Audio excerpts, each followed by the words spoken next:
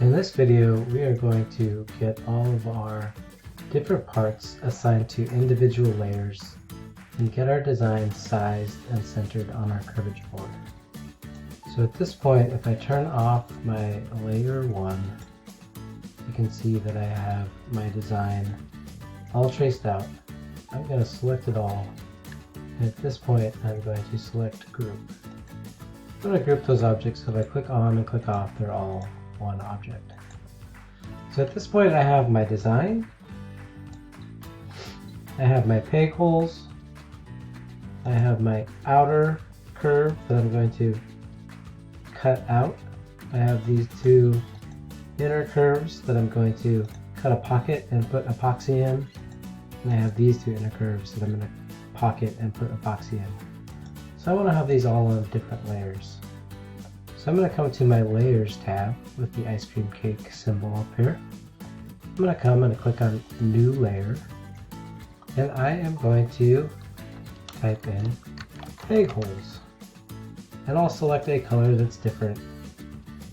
My peg holes are select green. And then I'm going to select a new layer, and I'm going to select Design. And for my design, I will select a new color, and I will select blue. And finally, I will select a new layer, and I will select epoxy pockets. And for this layer, I will select purple. So I am going to select my design. I'm going to right click on the design layer and say change object layer. And my design will turn blue. I'm going to come down and select these 4 circles. I'm holding my shift key down to select multiple objects. I'm going to right click on my epoxy pockets, and I'm going to say change object layer. And now they're purple. I'm going to turn off my purple. I'm going to come down to the peg holes layer and click right here to put the check mark in and make it active. I'm going to turn off my default layer, and I can turn that back on. I'm going to select this curve in the default layer, and I'm going to type in the command line hide and enter, so that now I can easily grab my peg holes. I can right click on my peg holes layer and say change object layer, and now they are green. And if I type in show, I will bring back my outer circle. Now I can turn on my purple layer, and all I need to do now is bring my design down here, and I am going to size this design down, and I'll just keep using gumball and holding the shift key. I'm going to shrink this design until it fits. I'm just eyeballing this now.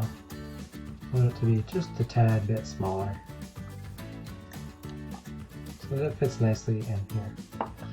And to get this located, I'm going to come down to gumball and right click on gumball and select the snappy dragging option. With the snappy dragging option on, I'm going to select my midpoint box of my O-snaps. I'm going to select my object, and I am going to snap to this end point, or the quadrant point. So you might want to have your quadrant point box on as well. And I'm going to select this arrow, and I'm going to snap that to the quadrant point. So I've snapped it to the midpoint this way, and I've snapped it to the midpoint this way, and I know my design now is balanced within the circles of my cribbage board. So with that, I now have all of my different elements of my board assigned to appropriate layers. I have my design centered. The top of my cribbage board is ready to export to Aspire, to Toolpath, and set up my cut.